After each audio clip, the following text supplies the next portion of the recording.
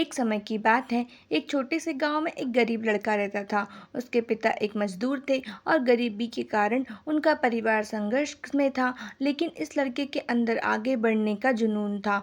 एक दिन जब वह गांव के नदी किनारे घूम रहा था तो उसने एक बच्चे को पत्थर को उड़ाते हुए देखा।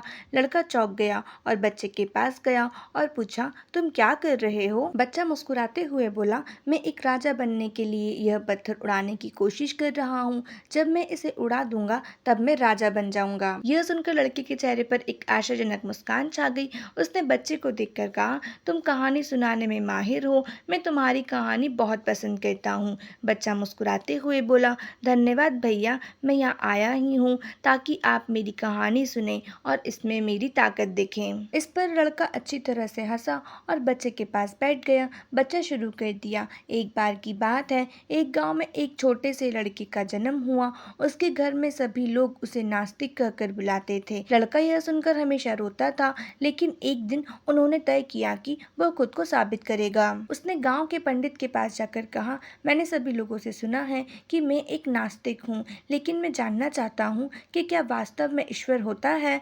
पंडित ने उसे एक कठोर परीक्षा देने का निर्देश दिया। उसने कहा, तुम एक कठोर परीक्षा में सफल होने के बाद मैं तुम्हें प्रश्न का उत्तर दूंगा। लड़का परीक्षा के लिए तैयार हो गया। पंडित ने एक कप पानी लेकर बच्चे के हाथ में दिया और कहा, जब तक तुम इस कप में एक बूंद पानी गिराते हो तब तक मेरे साथ एक देवी का नाम लेते रहो। लड़के ने पूरी कोशिश की, लेकिन बार बार पानी गिराने के बाद भी कुछ नहीं हुआ। वह हार गया और उदास होकर पंडित के पास गया। लड़का रोते हुए कहा, मुझसे यह काम नहीं होगा क्योंकि मैं एक नास्तिक हूँ। पंडित हंसे और बच्चे को गले लगाया, तुम्हारी परीक्षा अभी शेष है, क्योंकि जब तुम पानी गिराने के बाद बार बार प्रयास करते हो तब तुम ईश्वर को ढूंढने के बजाय खुद को खोज रहे हो। लड़का समझ गया कि जीवन में धार्मिकता की खोज में ज्ञान मिलता है। उसने फिर से प्रयास किया और एक बूंद पानी गिराने में सफल हुआ।